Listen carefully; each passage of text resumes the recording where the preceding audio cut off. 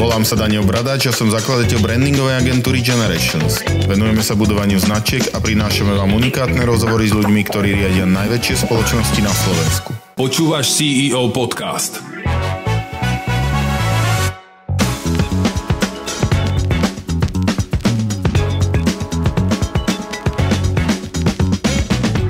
Dámy a páni, dobrý deň, vítam vás pri ďalšom dieli zo série CEO Generations podcastov.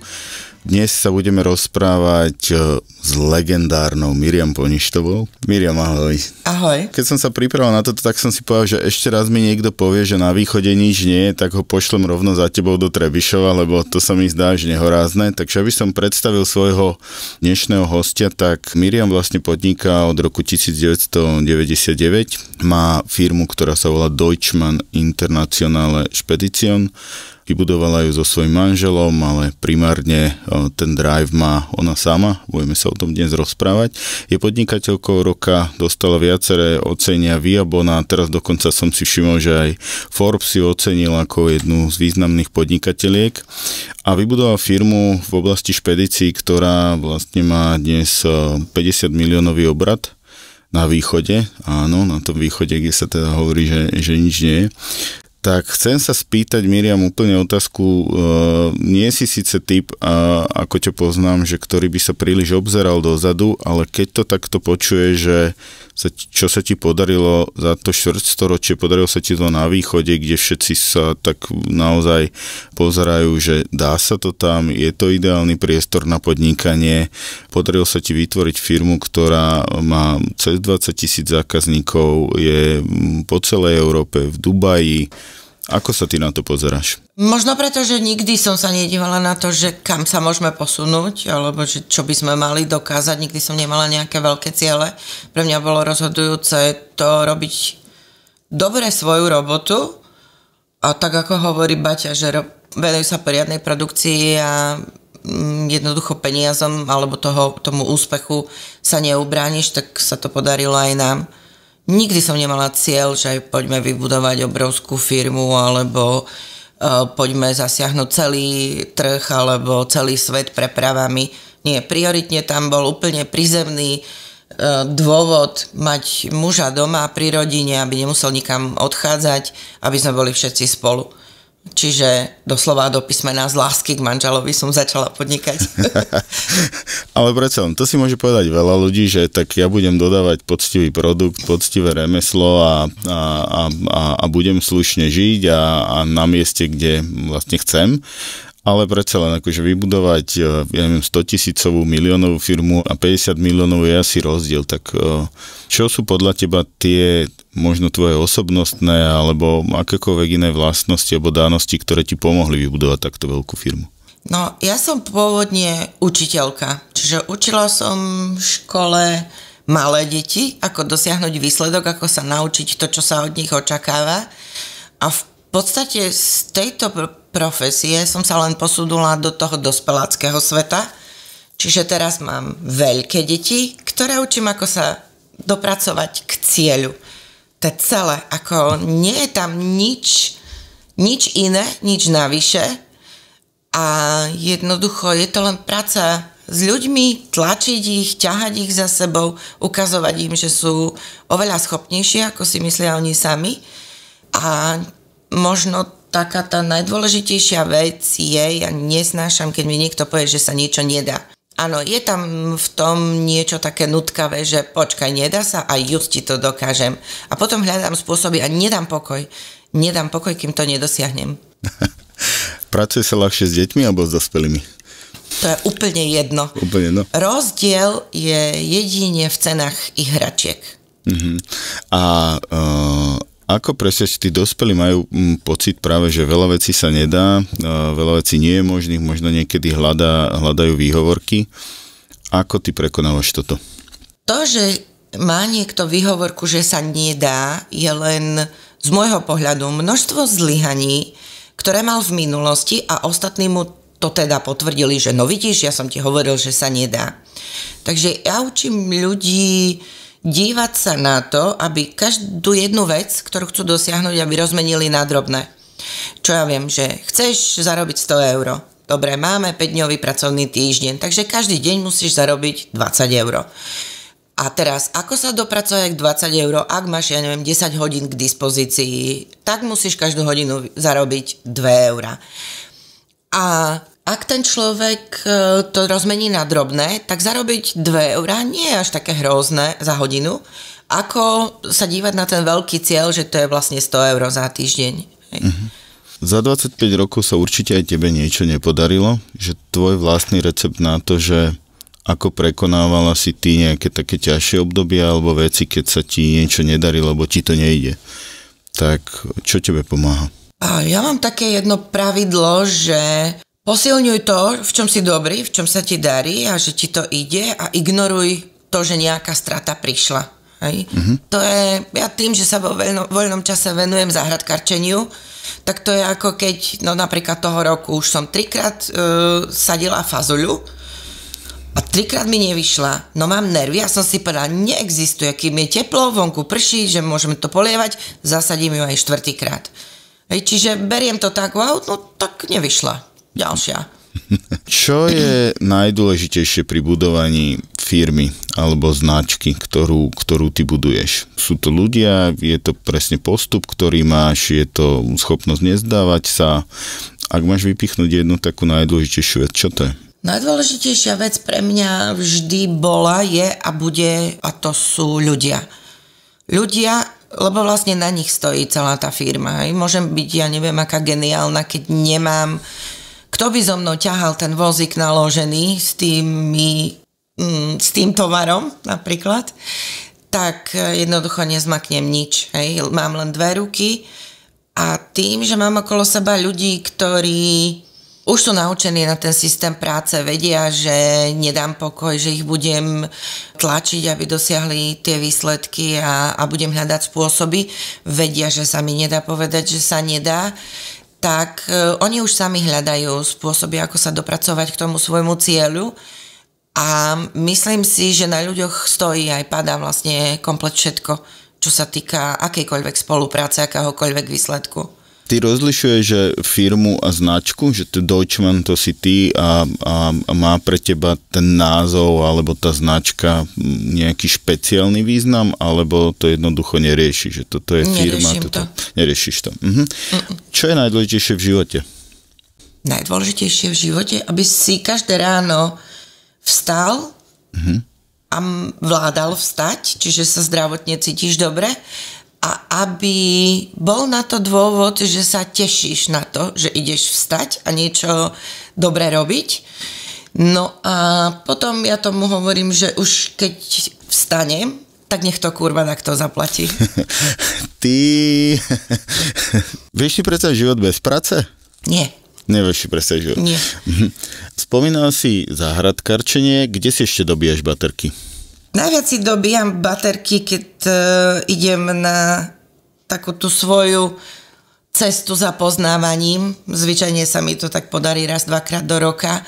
Mimo úplne bežných, normálnych krajín, bežných, normálnych území, kedy som bez telefónu, bez signálu, kde si v džungli, v prdeli, kde nemá žiaden význam, ani internet, ani siete a si tam len ty a v podstate tá sila prítomného okamihu, čo tam prežívaš, čo počuješ, ako sa cítiš. Ty si bola vždy takáto? Alebo ťa niečo, alebo niekto tak za tú tvoju kariéru a za ten tvoj život tak nejako zásadne zmenil, posunul? Pamätáš si nejaké také, že toto mi v živote veľmi pomohlo, toto ma nejako zásadne nasmerovalo? Vždy som bola veľmi priama, veľmi rázna, ale keď sa nám narodil prvý syn a v podstate začali nejaké problémy zdravotné a potom mi pani doktorka povedala, že dajte ho do ústavu, lebo je vlastne mentálne postihnutý a nikdy z neho radosť mať nebudete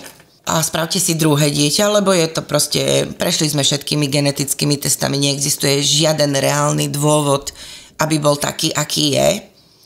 Takže nevedeli zistiť, že čo to spôsobilo, tak to brali ako chyba v programe, treba ho dať do ústavu a zabudnete na to, že ste mali dieťa.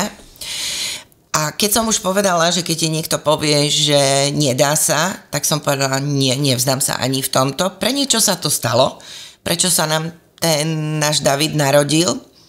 A tak ako predtým som mala naozaj vysoko hrebienok a krásny pávy chvost roztiahnutý a nebolo nikoho lepšieho, ako som bola ja. Zrazu som sa musela ako keby vzdať všetkých týchto vecí a začať vnímať veci, ako že svieti slniečko a obláčik, ktorý sa podobá na ovečku a začať riešiť veci, akože poďme sa naučiť bicyklovať. No, nedá sa, hej? Jak to, že sa nedá? No, nedá sa. Bežné deti sa naučia bicyklovať za 3 týždne. My sme sa učili bicyklovať 8 rokov, ale zvládli sme to. Nemôže lyžovať. Dneska David lyžuje, pláva, vie sa bicyklovať, vie sa sám o seba postarať, pracuje, čiže robí také pomocné práce, ale je to samostatný člen rodiny, ktorý sa postará, pokosí, poopatruje zvieratá doma, je neskutočný environmentalista v našej rodine, áno, terorizuje nás všetkých kvôli separovaniu odpadu, lebo nejaká plechovka neskončila tam, kde mala. Ale ja som dnes hrdá na to, že nikdy som sa k nemu nestávala ako, že je to mentálne postihnutý, na ktorého idem mať menšie nároky. Ale to, čo ma David naučil, je, že dá sa s každým, dá sa všetko, ale musíš voliť ako keby iný druh komunikácie, inú cestu. Čiže mne keď niekto povie, že skúsil som niečo 100-krát a nešlo to, tak mu poviem, chod do keľu. Pokiaľ to neskúšaš znova a znova a znova a znova, jednoducho len dokazuješ, že áno, našiel si neviem koľko 1000 možností, ako sa to nedá, ale stále si nenašiel ten spôsob, ako sa to dá. Takže my máme aj vo firme smernicu, ktorú študuje každý jeden náš zamestnanec, kde popisujem vlastne tieto veci s našim Davidom, koľko pokusov ma stálo niečoho naučiť a napriek tomu som sa nevzdala a dneska to vie ten človek, teda ten náš David. Takže tí ľudia vedia, a Davida poznajú, keďže chodieva do firmy a komunikujú s ním a chodieva na naše firemné akcie, tak vedia, že s vetou, že Miriam, toto sa nedá, ani za mnou nejdu. Takže hľadajú spôsoby, ako to urobiť. Ale ten fakt, že vlastne toho Davida máme a že mal takýto problém, jeho diagnoza sa volá ľahká mozgová dysfunkcia z bližšie neurčených dôvodov, z genetických už vôbec nie, tak jednoducho ma prinútilo hľadať iné cesty, ako dosahovať ciele. Úžasné. A klobúk dole, úplne, úprimne. Ďakujem. Je pri riadení ľudí práve takýto nejaký prístup a to, že to nevzdávaš s nimi to najdôležitejšie, ako ich dokážeš posunúť a oni zápäti tú tvoju firmu naspäť? Myslím si, že áno. V podstate ja s mojimi ľuďmi vo firme riešim všetko. Mnohí ma volajú ako náhradná mama. Guďňo Matiek mi bežne príde niekoľko desiatok SMS-iek doslova s tým, že ďakujem za to, že mi pomáhaš, mama moja doma a ty, naša mama náhradná v práci. Čiže riešim s nimi jak svadby, rozchody, prvé frajerky, nákup oblečenia, šaty na ples, krstiny, deti a neviem čo všetko. Takže myslím si, že tento vzťah k ľuďom, k deťom, ako k deťom, hej, lebo tak ako ten môj David nikdy nepríde domov s tým, že mama, dostal som diplom v škole alebo v práci, že som najlepší zamestnanec mesiaca, alebo že som postúpil kariérne. Nie, stále bude robiť pomocné práce v tej autolakovni. Tak ja tie moje deti v robote v podstate berem ako moje deti. Hej. Čiže mnohokrát by som za nich dýchala a robila veci tak, aby to mali čo najjednoduchšie, najlepšie, hľadáme spolu byty, pozemky, kupujeme prvé autá, takže vždy som tu pre nich a beriem to tak ako si prirodzene. Miriam, dá sa to? Lebo znie to tak až skoro až neuveriteľné a predsa len ty máš cez 80 ľudí Ako sa toto vlastne dá? Lebo sú tam samozrejme pracovné povinnosti a veľký výkon tej firmy, však 80 ľudí, keď dokáže mať takýto obrat. Ako vlastne stíhaš tých ľudí? Aký je ten recept na to? No, recept nemám a nestíham to tak, ako by som si želala, ale keď tí ľudia majú problém, tak za mnou jednoducho prídu. A nikdy pre mňa nejaké štatistiky firmy alebo momentálny obrad, zisky, výsledky neboli natoľko dôležité, aby som nedala nabok všetku svoju agendu a nevenovala sa tomu danému človeku v tom danom momente. Môžu za tebou ľudia prísť? Môžu. Hoci kto? Na čo si najviac hrdá? Predsa len z toho profesionálneho života je nejaký moment, že v tomto bode alebo v tejto situácii, že toto ma najviac naplnilo šťastím alebo naplňa? Mňa najviac naplňa to, keď môžem robiť prekvapenia a vymýšľať taký ten moment, že pripravím niečo pre niekoho, či je to darček, prekvapenie, nejaký, hlavne zážitok, to je pre mňa úplná topka. A keď jednoducho prichystám nejaké prekvapenie pre človeka, tento vôbec nečaká a potom ho vidím, má slzičky v očiach, alebo jednoducho má objíme a povie, wow, toto som nikde nevidel, nedostal, na toto si nikto nikdy nespomenul a podobné veci. Ja som ináč počul, že ty si na team building ľudí zobrala do Talianska, že normálne si objednala lietadlo, EMT Smile, všetkých si naložila a odleteli ste na pár dní do to je pravda? Áno. A to ako vznikol tento nápad? A vieš čo, normálne sme predtým mali vždycky team buildingy na Slovensku, áno. Len momentálne sme v stave kapacitného, že to, čo potrebujeme na náš športový víkend, je okolo 200 ubytovacích miest. Potrebujeme futbalové ihrisko, volejbalové ihrisko, tenisové ihrisko, muži, ženy, deti. Potrebujeme bazény na plávanie, muži, ženy, deti. Počkaj, to si zobrala ľudia aj s deťmi? Áno, celé rodiny chodíme. Čiže jeden Boeing je v podstate celá firma Deutschmann. 737. No a navyše toto bol čas po korone. Hej? Čiže tým, že nás je toľko veľa, ja musím hodne dopredu bukovať v podstate celý rezort, alebo celé teda to zariadenie. A tým, že v roku 2021-2022 sme team building nemali, lebo nemohlo sa zgrupovať ani nikam chodiť, tak som si povedala, že dobre, to, čo viem vyriešiť je, že objednám lietadlo a jednoducho pôjdeme tým jedným lietadlom všetci, celá tá komunita, ktorá sa môže združovať, i keby prišlo neviem čo. Tak toto padla voľba, že takto to vyriešime, že aj keby sa zavreli hranice, že by k niečomu došlo, tak by nám to nevadilo, lebo celá firma sme pokope, vieme pracovať z akéhokoľvek miesta. Máme so sebou svoje rodiny, takže úplne v pohode.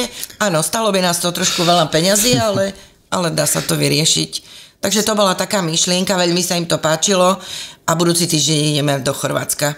A som sa akurát chcel, že sa až bojím pýtať, že kam idete. A úžasné, tak si to užite. No, ďakujem. Je niečo, že predsa, že aj Miriam Poništová sa niečo bojí? Že máš aj také, že tohto sa obávam, alebo... Čoho sa bojím, že dokedy to takto vydržím? Asi. Lebo mňa baví robiť. Samozrejme som vo veku, kedy mi už okolia hovorí, vieš, ty by si mala spomaliť, trošku sa ukľudniť a už nepracovať toľko, ale mňa to baví.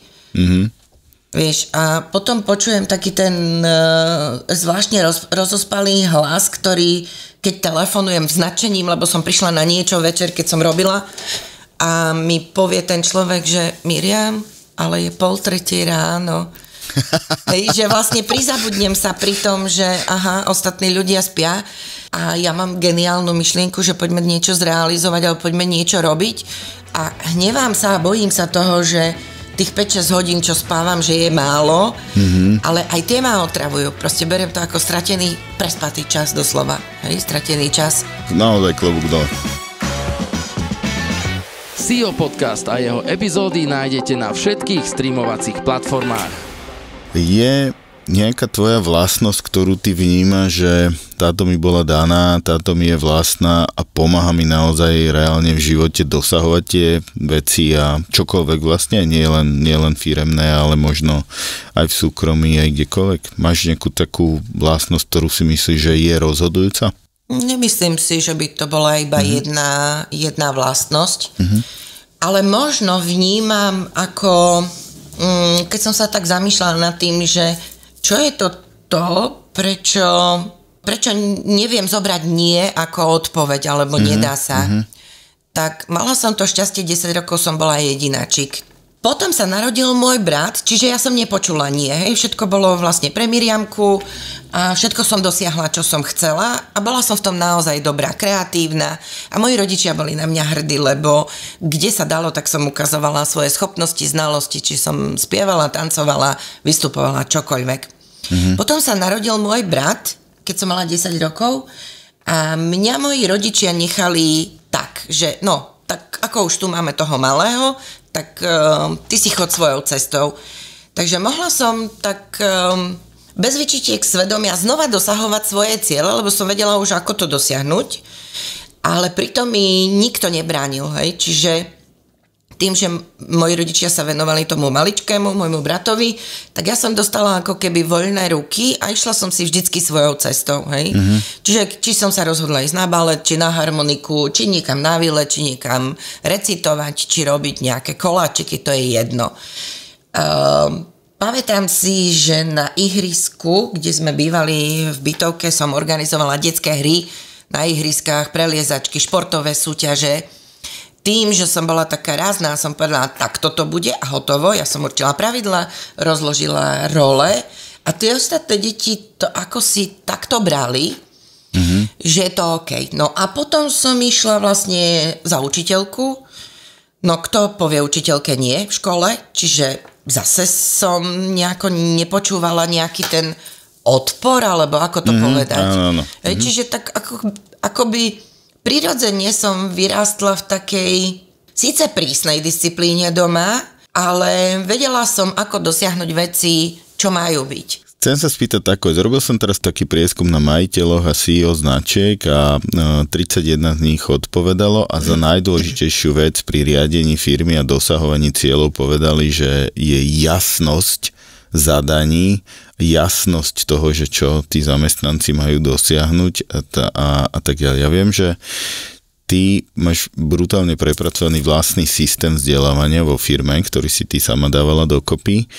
Vieš to potvrdiť alebo vyvrátiť, alebo ako ty vnímaš, že práve to jasné a zrozumiteľné zadávanie úloh zamestnancov najviac posúva a v konečnom dôsledku aj tú firmu? No, aj u nás platí, že to, čo máme definované, je, čo má byť na konci. Ale už ako ten zamestnanec sa k tomu dopracuje, je viac menej v rámci tých firemných pravidel alebo nejakého organizovania, nejakých skúseností, spôsob, ako to on dosiahne, je jeho vec.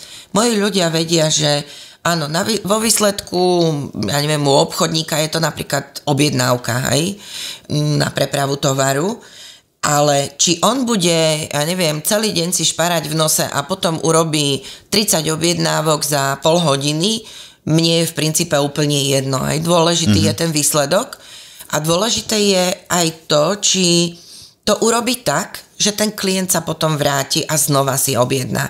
Aby to nebolo o zdieraní, o nejakom vykorisťovaní ktorejkoľvek strany. No a čo sa týka toho presné pomenovanie príkazov, v podstate my máme tak jasne zadefinovaný ten výsledok a aj postupy, ako sa tam dopracovať, že u nás sa tie príkazy ani tak nejako veľmi nevydávajú presné. Nemení sa to veľmi v čase. Keď sa zamestnancovi nedarí a nemá také povahové vlastnosti, ako ty, tak robíte čo? Že skúšate to s ním ináč, rozprávate sa, pomáhate mu, alebo ako toto máte vymyslené? Samozrejme, skúšame akýmkoľvek spôsobom, že či to, čo on vníma, alebo teda ten dôvod, hľadáme to práve prečo sa mu nedarí. Niekedy nájdeme, že nejakú vec, že síce oslovuje strašne veľa nových zákazníkov, ale zabudne sa ho spýtať, že či teraz má ten klient nejakú objednávku alebo niečo, s čím mu vieme pomôcť.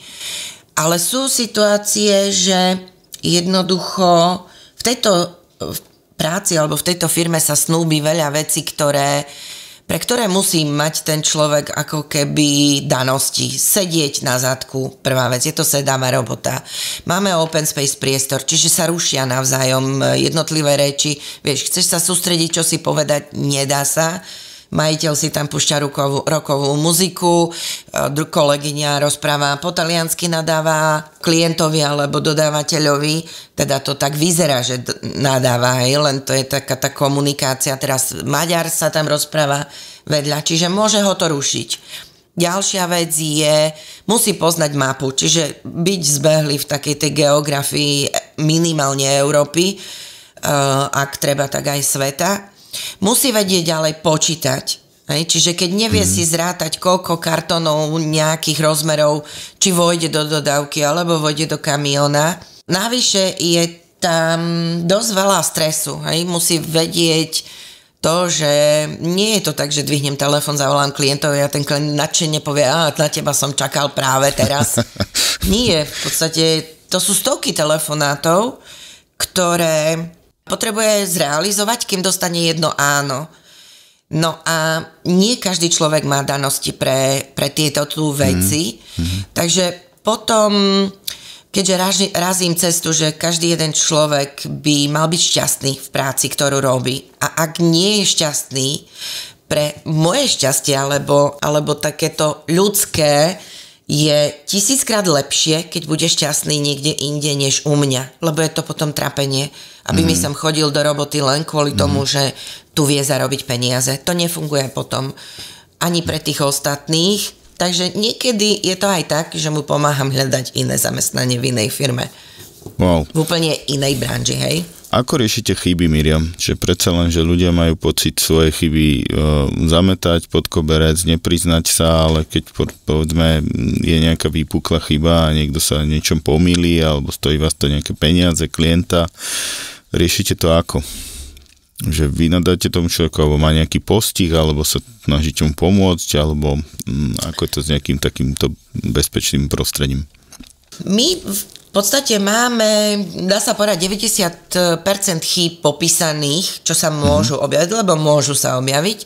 Máme celkom slušné poistenie, čiže keď sa stane nejaká chyba, či zamestnanca sú poistení za škodu spôsobenú voči zamestnávateľovi, lebo pri tej preprave to môže byť, hlavne u tých nováčikov.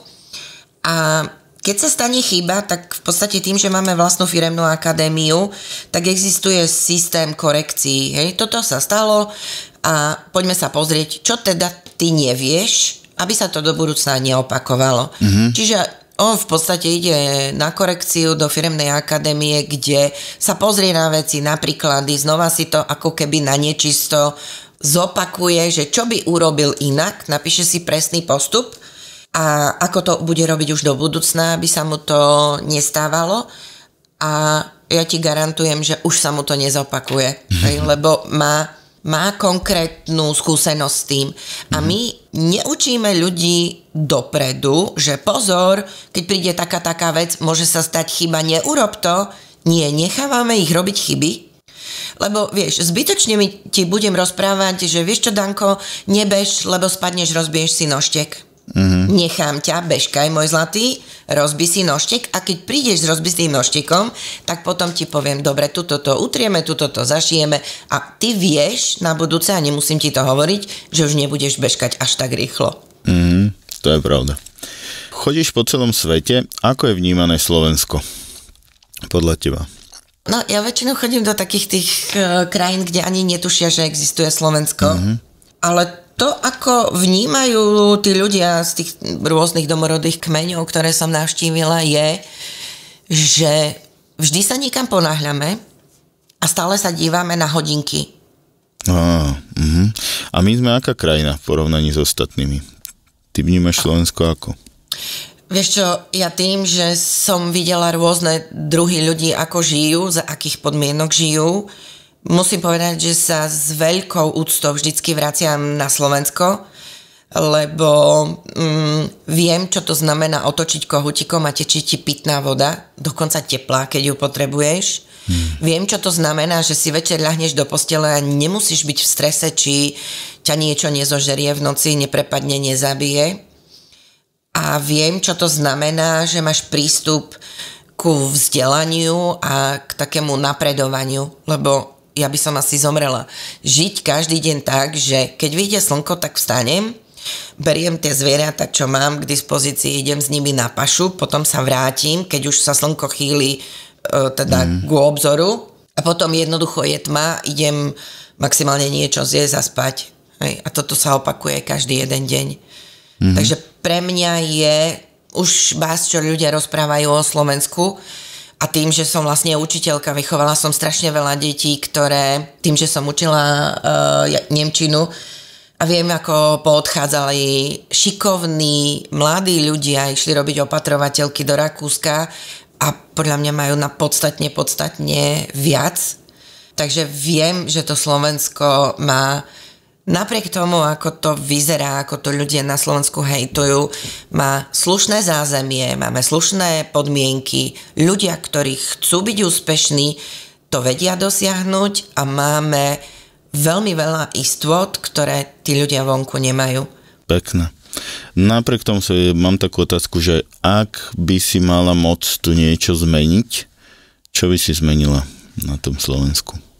Prvá vec, ktorú by som zmenila, asi, že by v parlamente boli ženy, matky, ktoré už sú úspešné, čiže majú dostatok peňazí. Čiže by to bola neplatená funkcia, čiže odrastené, odrodené ženy a odrastené deti, ženy, ktoré si nechcú nič dokazovať, ale chcú sa dívať na to naše Slovensko ako keby na takú rodinu, ktorú majú držať pokope, nebyť sa, nebojovať, aby vlastne každá tá jedna rodina na Slovensku mala rovnaký prístup ku veciam, ktoré sú k dispozícii, aby to nebolo rozdelené len pre tých vrchných zo pár tisíc. Mňa ide šlak trafiť, keď vyjde výsledok priemernej mzdy na Slovensku, ktorá v podstate je absolútne mimo toho, čo ostatní bežní ľudia mávajú a potom sa zamýšľajú nad tým, že skade toto číslo? No jasné, keď tam započítaš politikov, parlament, všetky tie štátne sféry, tak to stojí, alebo teda sa to vypočíta, ako tam mzda oveľa vyššia, než je reálne. A ja by som ako druhú z tých vecí určite zaviedla to, aby každý jeden človek, ktorý pracuje pre štát, mal presne jasne zadefinované, čo je výsledok jeho práce a pokiaľ by to nemal tento výsledok práce v reálnom čase žiadne, že 30 dní alebo 60 dní od nejakého úradu, tak by som ten úrad buď to zrušila, alebo proste nastavila postupy inak zorganizovať. Zaujímavé. Ale asi by to pomohlo. Je nejaká značka, slovenská firma, človek, ktorú obdivuješ? No, isto je veľa ľudí, na ktorých sa dívam. Ja v podstate nemám nejako vyhranené, že ten, alebo ten, alebo ten. Ale keď chodím po konferenciách, alebo sa stretávam s tými ľuďmi, počúvam nejaké úspešné príbehy, ja v podstate obdivujem každého jedného, ktorý si našiel nejaký spôsob, ako nečakať na to, že mi dá peniaze štát, ale jednoducho postarať sa o to, aby tá jeho rodina fungovala a ak má prácu, ktorá ho baví, tak v podstate ktorákoľvek práca, či je to cukrár, či je to nejaký poľnohospodár, ktokoľvek, tak pre mňa má ohromnú cenu a myslím si, že sa viem naučiť a obdivovať akékoľvek šikovné ruky a umný mozog, ktorý čo si vymysleli. Ale nemám nejakú takú, akože nejaký vzor alebo nejakú modlu, ku ktorej by som zhliadala. Dobre, mám ešte takú poslednú otázku, že keď mladí ľudia chcú podnikať, podporovala by si ich v tom? Alebo akú radu by si im ty dala? Ťažkú otázku si mi dal. Nemám vo zvyku nejako brániť komukoľvek v čomkoľvek. Len toto je otázka taká, že Moja odpoveď by bola jednoznačné áno, pokiaľ by boli na Slovensku presné, jasné pravidlá pre podnikateľov. Vieš, lebo dneska máš nejaký geniálny nápad, chceš podnikať, začneš podnikať a o 3 roky zistíš, že kto si tam, kde si v parlamente vymyslel, že to nebudeš takto podnikať, ale dáme ti nejaké mantinely a budeš takto podnikať. Je takéto bránenie v podnikaní. Je to môj názor, ale hejtujú sa v podstate zisky bank, zisky zdravotných poisťovní, ale kurni, keď chceme od nich, aby dosahovali dobré výsledky, vybavovali nemocnice, či tá banka, veď to je proste na tom majiteľovi alebo na tom vedení tej firmy, ako sa dopracuje k tomu, aby boli ziskoví. A to nie je záležitosť štátu. Áno, ja viem, že tých ľudí to mrzí, že tie peniaze by mohli skončiť niekde inde, ale tak sa potom nebavme o podnikaní, ale bavme sa o nejakej regulovanej forme, kde ty musíš, a aj ty mladý, keď si sa pýtal na tých podnikateľov, určite by som im povedala, skúste to, pomerajte si svoje síly a stále ale treba zvažovať to, že nakoľko to moje podnikanie je to, čo ma baví, čo mi prináša nejaké uspokojenie a nakoľko tie polena pod nohy, čo ti slovenská vláda a štát hádže, sú pre teba ešte priateľné, že teda chceš zostať a vytrvať. Asi tak by som odpovedala. Ďakujem za rozhovor.